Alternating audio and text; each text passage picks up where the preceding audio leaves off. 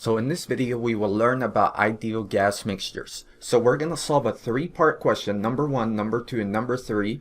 And we know here we have a mixture of ideal gases. Note for number 1, you have like a fill in the blank, and that's common nowadays on the FE. So don't get thrown off by that. Just put in the answer you get, and that's what we'll do. So number 2 is a multiple choice, and number 3 is a multiple choice as well. So we know here we're dealing with ideal gas mixtures. So let's quickly talk about the basics, and what we're gonna do before we solve these is we're gonna first of all focus on the FE handbook using the equations we're given and noting the different variables. So FE handbook is number 1. And also we know that when you're looking like at an ideal gas mixture, we know the model is often simplified, but we know it turns out to be applicable to two important processes that we deal with as engineers. So you have air conditioning, where you have the air mixtures and water vapor, and we know the conditions in this case are suitable for an ideal gas property. So that's the assumption there, even if we have water vapor, air conditioning. Then the same is true for combustion analysis, because the products of combustion occur at high temperatures and low pressures. So note, for an ideal gas, remember, if they ask a conceptual question, you want to satisfy high temperature. So let me write that. Temperature high. The pressure has to be low. So let me use that for P. And also, that combination results in a low density, right? So the density has to be low, right? So for density, I'll just use D, or you can use rho for that density. So that's ideal gas, right? If it doesn't satisfy that, you have a real gas. So it's different. And in that case, we rely on the real gas analysis in the FE handbook, like the Z factor, the Z variable, the compressibility, and also the equation of state, right? Considering the van der Waals is one type of equation. That's in the FE handbook as well, but no, that's for a real gas. In this case, we're focused on ideal gas. So now let's actually look at the ideal gas mixture equations that we will apply. So they're on this page in the FE handbook, and if you're not there, go with me in your PDF for ideal gas. And I'm on that page right now, ideal gas mixture. So now let's go slowly and define each term here. So the I is going to be the constituents. So you may have like helium, argon, or in this case we have helium, argon, and carbon monoxide, and that's what that's talking about, the constituents of the components. So we know each constituent has to be an ideal gas, right? It has to be an ideal gas. So now the mole fraction is denoted as Xi. So note the fraction, it's a mole fraction, so it's unitless, is Xi, and we take Ni divided by N. So Ni is defined, it's the number of moles of the component I. So let's say the number of moles of helium. And we take that divided by the total number of moles. And that's what we have for that one. So that's going to be the mole fraction. So no, X is the mole fraction. Then N is simply the total summation of the number of moles of each component, which makes sense, right? We take the number of moles of helium, number of moles of argon, number of moles of carbon monoxide, and we get the total, right? We get the total N value. And this one's going to be important. So the summation of each mole fraction, Xi, must equal to 1, always. So that is important, and make sure to always check that. And this is what we'll do actually to solve the first part. So that's what we have, and that's going to be for mole fraction. So now we have mass fraction. So that's going to be Yi. Yi is for mass fraction. This was mole fraction. So it's the same idea. So we take Mi, it's the mass of each constituent or of each component, the mass, let's say, of helium. Then we divide by the total M, which is, think of it like the total moles, in this case not moles, the total mass of the mixture. And the total mass of the mixture is going to equal to the summation of each mass constituent, right? For each component, for helium, for argon, for carbon monoxide. Then again, the same idea applies for this. The summation of the mass fraction, Yi is the mass fraction, must equal to 1. So you always have to have that. So that's what we have there. Then the biggest thing I would say, once again, I know I'm repeating this, mole fraction is X, mass fraction is Y. So now the molecular weight is going to be M. M is the molecular weight. MW, sometimes you see it, but it's M in this case. We take the M value, which is the total mass, divided by the N value, which is the total moles. Remember, molecular weight is mass per moles. Let's say kilograms per kilomole, right? Or pound mass per pound mole, or grams per mole. That's going to be molecular weight. And this one's going to be an important definition. That you can get the molecular weight by applying this. You take the summation of each, for each constituent, you take, let's say, xi, which is going to be, again, the mole fraction, times mi, which is the molecular weight of that constituent or that component. For example, we take xi of the helium, which is the mole fraction of helium, then we multiply that by the molecular weight of helium. We'll see that when we do the example. And now for this is just a conversion back and forth. So this one, if you want to go from mole fraction to mass fraction, you use this formula. And this one is actually what we're going to apply. But you can also go the other way. You can go from mass fraction to mole fraction. So to get mole fraction, you can apply this equation if you have the mass fraction. So that's what we have. And here we know we have partial pressures. Pi is the partial pressure, let's say, of the gas, ideal gas. So let's say you have ideal gas here. You have ideal gas here. Trying to keep it the same size. And these combine to form a total mixture of an ideal gas. And this is saying, okay, the partial pressure, let's say this is gas A, this is gas B. So the partial pressure of gas A, just that, is going to be, you take the Mi, the mass, the Ri for that value. And note, you have to calculate the Ri, right, using this equation. Then you multiply by T divided by V. That's going to be the partial pressure. And the sum of the pressure, which, like, if you take this gas plus this gas, gas B, both of them have, like, the partial pressures, you get the P value, sorry, for the total pressure. And that P value is actually like a law, but it logically makes sense, right? You take the summation of the partial pressure of A plus B, you get the total pressure, and it's Dalton's law. So that's going to be Dalton's law. You just add the pressures, but no, the volume has to be the same, right? The volume stays the same, and the temperature. So the volume and the temperature, and this is the gas mix. So here, that's going to be for this definition. And the partial volumes, it's the same idea. So you find the volume for each one, right? And you do that by applying the ideal gas law. Then the total volume, you take the summation of the volumes. So the final volume of the gas mixture should probably increase, right? But it's the same idea. And that bottom one is actually called the Avogadro's law. So you add the volume of each gas for the partial volume, then you get the total volume. So that's what we have. So this one's important, the Ri value. And you have to use that if you're finding the pressure, right? Partial pressure, let's say of gas A. So you take the universal gas constant, the R value, divided by your mass, capital Mi. So capital Mi, remember from up here, is going to be the capital Mi is just the molecular weight. M is always for molecular weight of the specific gas you're looking at. Let's say for gas A or helium, whatever it may be.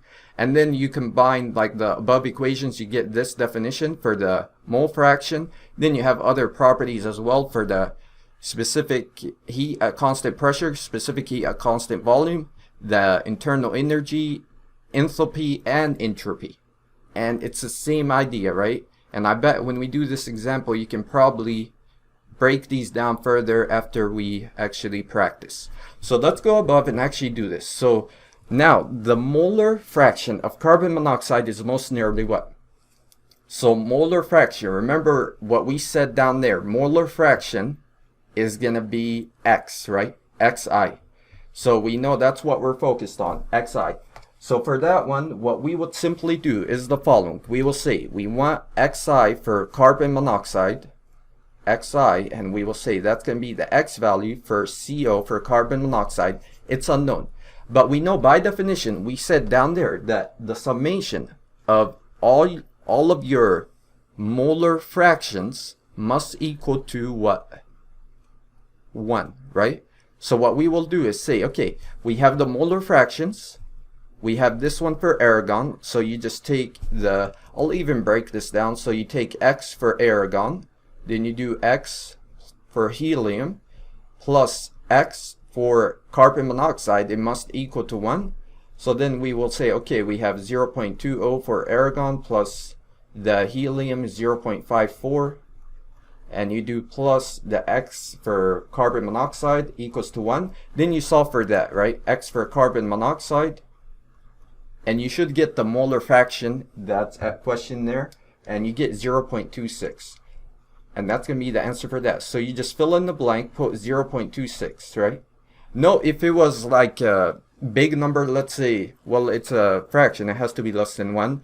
But on the FE, just fill in that blank, and you should, they do have a range of correct answers. So don't overthink it. You want to round up usually if it makes sense. And I believe most of us have that intuition, right? Of rounding up, and it does make sense. But in this case, this should be a correct answer. 0.26 is the molar fraction. Makes sense. So now the molecular weight in kilogram per kilomole of the mixture is what? Okay, let's use the FE handbook. So now we're focused on molecular weight. So molecular weight by definition is that, right? The M value. And the definition we're going to use is M equals to this. So let's write that up there. So we will say the molecular weight, capital M, is going to equal to the summation of Xi times M, capital Mi. No, capital M is molecular weight. So now we will do that for each constituent or each component, and we found this to be 0.26. So we have that now, right? So what we will do is the molecular weight, the total of the mixture, we do the X for the, so the first one's argon, then we multiply by the molecular weight of argon, then you do the same thing for the helium, the mole fraction, then you multiply by the molecular weight for helium. Then the last one's going to be X for the carbon monoxide times the molecular weight of carbon monoxide. So I think that makes sense, right? Does look good. So now what we will do is M. So we take X, remember, is the mole fraction, and that's given. So 0.2 for argon, helium is 0.54, this one's 0.26, we found that. So what we would do is put 0.20, and we multiply by the molecular weight of argon. How do you get that? How do you get that? Using the periodic table. So you can go under chemistry, click chemistry and biology in the bookmarks, and scroll down, and you have that periodic table of elements, right? So that is going to be there under chemistry and biology. And the first one's argon. We have a noble gas, argon, so 39.948. That's always the molecular weight or the atomic weight. Same thing. So 39.948. And what we will do is go above and just put that in here, right? 39.948. And what's the units for molecular weight? It's going to be, you can do grams per mole, so a weight per mole, or you can do kilograms per kilomole, right? So the one we're going to use is kilograms per kilomole. Kilograms per kilomole. And no, like, these don't really matter. You can think of it this way. The way I think of it is these cancel, right? So the grams per mole or kilograms per kilomole, think of it as the same thing, because that K cancels for this one. In this case, we want kilogram per kilomole. This one's more commonly used, I know, for environmental, but that's the one we're going to use. Then you do the same thing. You do X for helium, and for that one you get 0.54 for the mole fraction. Then the helium molecular weight, you just go down and use that periodic table. So 4.0026, let's go above. So 4.0026 for that one. Then we do kilogram per kilomole. Then the last one is going to be for X for carbon monoxide. We found that to be 0.26. Then you multiply that by the molecular weight of carbon monoxide. Let's go. So now you have to add the carbon and you have to add oxygen. Those two elements combine and they form carbon monoxide. So now we have that combination. When you take the sum, you get 28.01. You should get that. 28.01 for that one, and you have kilogram per kilomole. And now we have that. So now note that I want to say this again. This is unitless, right? It's a fraction. So the final units are molecular weight units. So if you do the math, you get kilogram per kilomole when you do the math for that, and you get 17.43 kilogram per kilomole. And that would be the answer for that one. So that one should be B. No, this is like metric units, so it looks nice in metric units, but if you're asking what would be the units in US or SI, not SI, the US or English units, is pound mass. That's how we denote it, per pound mole, if you're looking at US or English units. But in this case, we want kilogram per kilomole. That's done. That's B. So now, the mass fraction of helium is most nearly what? Okay, if we go above, this is given as mole fraction. Can we take it from mole fraction to mass fraction? We can, using the FE handbook, right? And the one we're focused on is just helium, right? You can't do it for each one, but I want you to do that on your own so you can get some practice, but let's do it for helium only. So now, we want to go from mole fraction to mass fraction, which is the Y, right? And we apply this equation. So note, if the problem statement gave us mass fraction, to go to mole fraction, use this equation. But the one we're going to use is that one. So now let's find the mass fraction for helium, which is like the YI, and it's going to be specifically the YI for the constituent of helium. So now the equation we're going to use is that one in the FE handbook. So what we will do is say it's going to be the X for helium, the mole fraction for helium, times the molecular weight for helium, and you take all of that divided by the summation of the xi times mi. And note this, xi times mi, I want to tell you we already found it, right? Because remember, by definition, this one is this. That's going to be the molecular weight of the total mixture. So we found that to be 17.43 on the bottom, right? So now what we could do is say X for helium, the mole fraction is 0.54, right? So now we take that and you multiply by the M value for helium. We found that above. Where is that? It's going to be this, which is going to be that one. So 4.0026 kilogram per kilomole. Then you have that, and you take all of that divided by what we found here, which is the 17.43 kilogram per kilomole. And notice the units do cancel. It looks good. It's a fraction, unitless, and it's going to be the mass fraction for helium. So now this is for helium, and when you do the math for that, you should get a value of 0.124, and that would be the answer for that one, and it should be A for that. So now I have, that's going to be for helium. What I want you to do is look at this and find the mass fraction for the, what's the other ones? You have argon and mass fraction for carbon monoxide. So find those and see if it satisfies this condition as well. When you find those, the summation of them should equal to 1. You can actually do what? You can take a shortcut, find the, let's say you find the mass fraction for argon, right? Then you can say, okay, the total summation must equal to 1. Then you can easily solve for the carbon monoxide using that definition, right?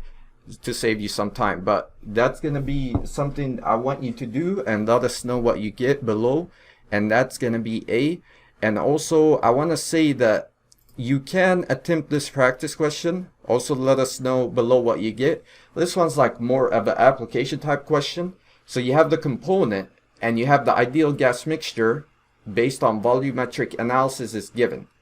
And now we want the mass in kilogram of a 1 cubic meter of gas at a pressure 1.5 megapascal and a temperature of 30 degrees Celsius. So what is the mass of this volume, pressure, and temperature given this mixture of nitrogen and carbon dioxide?